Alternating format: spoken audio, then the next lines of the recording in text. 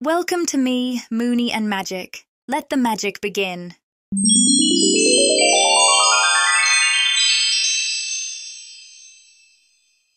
एक दफा का जिक्र है कि एक बूढ़ा आदमी था जो बीवी के इंतकाल के बाद अकेला रह गया था।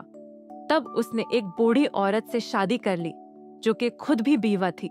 बूढ़ा आदमी ईमानदार, मेहनती और खुश अखलाक था, लेकिन अपनी बीवी के बहुत ज्यादा जेरे असर था क्योंकि उसकी बीवी बहुत ही चालाक, मक्कार और बदफितरत औरत थी। दोनों की पहली शादियों से बेटियां थीं। बूढ़े आदमी की बेटी निहायत खूबसूरत, आजिज और मेहरबान थी, लेकिन उसकी सुतीली बहन उसकी खूबसूरती से जलती थी और उससे बदतमीजी से बात करती थी। सौतेली बहन बिल्कुल अपनी माँ जैसी थी और वो अपनी माँ की लाडली थी। बूढ़ा आदमी अपनी बेटी से बहुत मोहब्बत करता था क्योंकि वो निहायत प्यारी लड़की थी, लेकिन उसकी सौतीली माँ उसे दिल से नापसंद करती थी। वो हर वक्त उसे तंग करती, अजियत देती और दिल ही दिल में उसकी मौत की ख्वाहिश करती रहती। काम चोर लड़की, हाथ तेज चलाओ। कोई काम ऐसा भी है जो तुम ढंग से कर सको? एक दिन सौतेली माँ ने लड़की को धक्के मारकर घर से निकाल दिया और कहा कि अगर वो दोबारा लौटी तो अंजाम बहुत भयानक होगा। दफा हो जाओ मेरे घर से, अब मैं तुम्हें यहाँ एक पल भी बर्दाश्त नहीं कर सकती। लड़की जंगल के रास्ते निकल पड़ी। वहाँ उसे मीठे बीरों की झाड़ियाँ नजर आए। उसने अपने सफर के लिए झाड़ियों से लाल मीठे और पके हुए बीर इकट्ठे किए। जंगल में कुछ दूर चलने के बाद लड़की एक झोपड़ी के करीब पहुंची, जिसकी छत पर काई जमी हुई थी। लड़की ने सोचा कि क्यों न वो इस झोपड़ी में पनाह ले ले। चनांचा उसने झोपड़ी के दरवाजे पर दस्तक दी। जब काफी देर तक कोई जवाब न आया तो वो बगैर इजाजत के अंदर चली गई। वहाँ कोई भी मौजूद नहीं था, लेकिन एक कोने में एक मेज रखी हुई थी, दीवारों के साथ कुर्सियां लगी हुई थीं और दरवाजे के पास एक तंदूर था। मेज के करीब खिड़की के पास एक चरखा रखा हुआ था और उसके साथ बहुत सारा सूत पड़ा था। लड़की चरखे के पास बैठ गई, खिड़की खोली, बाहर झांका और सुनने लगी, लेकिन कोई नहीं आया। मगर जैसे जैसे अंधेरा छाता गया, उसे झाड़ियों में सरसराहट सुनाई दी जो झोपड़ी से कुछ ही फासले पर थी। फिर एक बार फिर शाखों में सरसराहट हुई।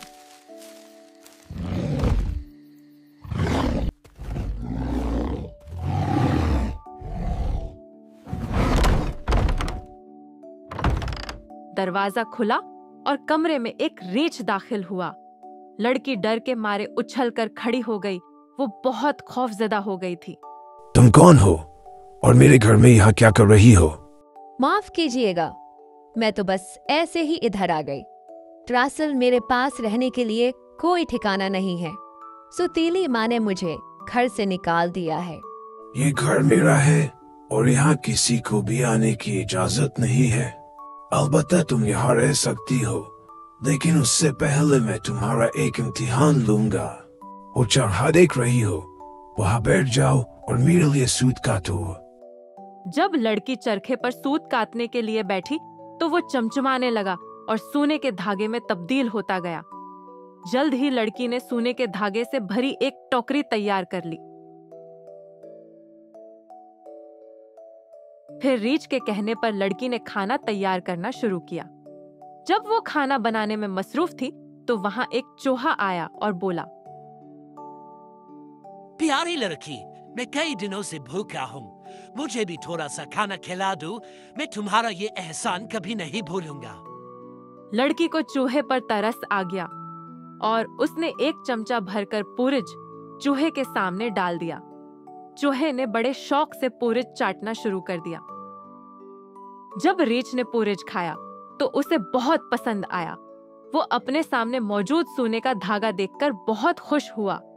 वो समझ गया था कि लड़की ने उसे जो कुछ भी बताया है वो सब सच था, क्योंकि धागा सिर्फ सच बोलने वाले का ही सोने में तब्दील हो जाता था। इस स्टील के छले में चाबियों का एक गुच्छा है।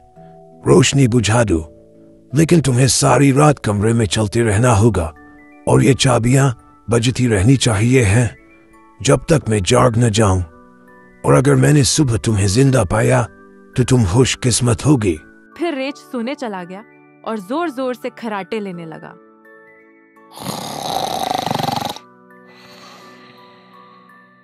मालकिन, ये चाबियां मुझे दे दें, मैं इन्हें आपके लिए बजाऊंगा, लेकिन आप चूल्हे के पीछे छुप जाएं, क्योंकि पत्थर थोड़ी ही देर में इधर उधर उड़ने लगेंगे। लड़की ओवन के पीछे छुप गई और चूहा चाबियां लेके घूमता रहा ताकि चाबियों की आवाज रीछ को सुनाई देती रहे। कमरे में भारी पत्थरों का बरसाव होता रहा, लेकिन चूहा बचते बचाते अपने काम में मगन रहा, यहाँ तक के दिन का उजाला हो गया। सुबह होते भी चूहा चाबियां घुमाता रहा, यहाँ तक के पत्थरों का बरसाव रुक गया। तुम मेरे लिए बहुत खुशकिस्मत हो, क्योंकि मैं दर हकीकत में एक शहजादा हूँ। मुझ पर एक जादूगरनी ने जादू करके रीछ बना दिया था, और ये जादू तभी टूट सकता था अगर मेरी झोपड़ी में कोई एक रात गुजार ले। रीछ ने लड़की से कहा कि वो उसके दाएं कान में झांक कर देखे कि उसे क्या दिखाई दे रहा है। जब लड़की ने रीछ के कान में झांका तो उसे एक खूबसूरत मुल्क दिखाई दिया, जहां लाखों लोग रहते थे। बुलंदो बाला पहाड़, गहरे दरिया, नाकाबिले अबूर जंगलात, चरवाहों से भरे चरागाहें, खुशहाल गांव और अमीर शहर वहां मौजूद थे। रीछ बोला, ये मेरी सल्तनत है, अब मेरे बाएं कान में देखो। लड़की ने झांका तो उसे एक शानदार महल दिखाई दिया, जिसके सिहने में कई रथ घोड़े थे और रथों में कीमती लिबास, ज़ेवरात और हर किस्म की नायाब चीजें मौजूद थीं। तुम्हें क्या नजर आया? रीछ ने पूछा। उसने सब कुछ बयान किया।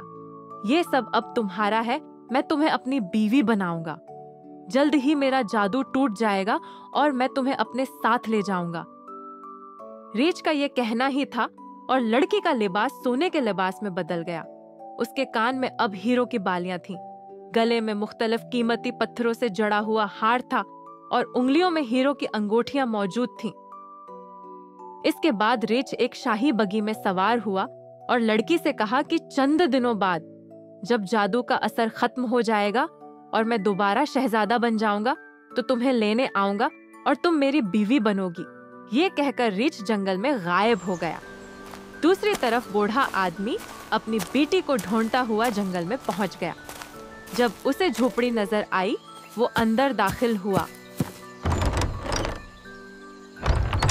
बेटी को देखते ही बाप ने उसे गले से लगा लिया और फिर उसे लेकर घर की जानब चल दिया।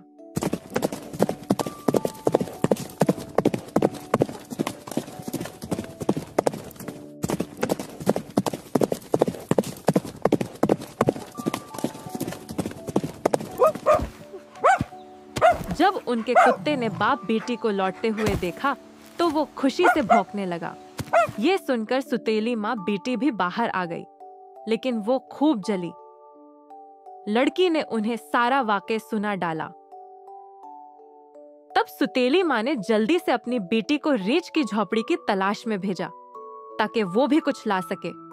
सुतीली बहन जंगल के रास्ते निकल गई। रास्ते में उसे झोपड़ी नजर आ गई। वो बगैर इजाजत के ही अंदर चली गई।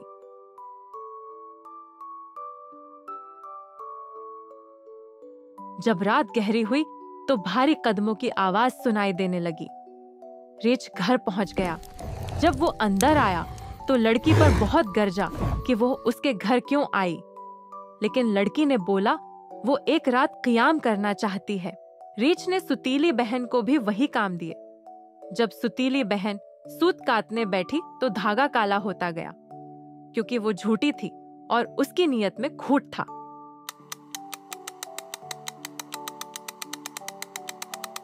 फिर जब पोरिज बनाने की बारी आई तो लड़की ने कभी काम तो नहीं किया था। उसे नहीं मालूम था कि पोरिज किस चीज से बनता है, तो उसे जो भी समझ आया उसको मद्देनजर रखते हुए उसने उल्टा सीधा पोरिज बनाना शुरू कर दिया।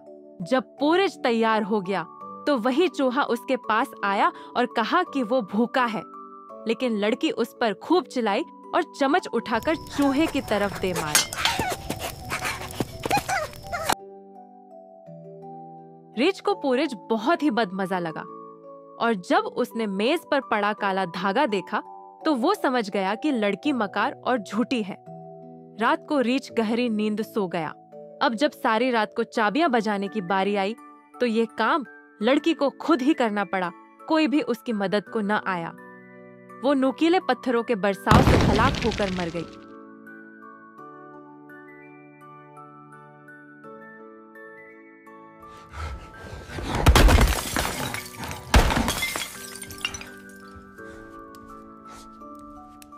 अगली सुबह जब सुतेली माँ को अपनी बेटी मुर्दा हालत में मिली तो वो बहुत रोई और घंटों उसकी कब्र पर बैठकर फूट फूट कर रोती रही। ये उसकी लालच थी जिसने उसकी बेटी को इस हाल तक पहुंचा दिया।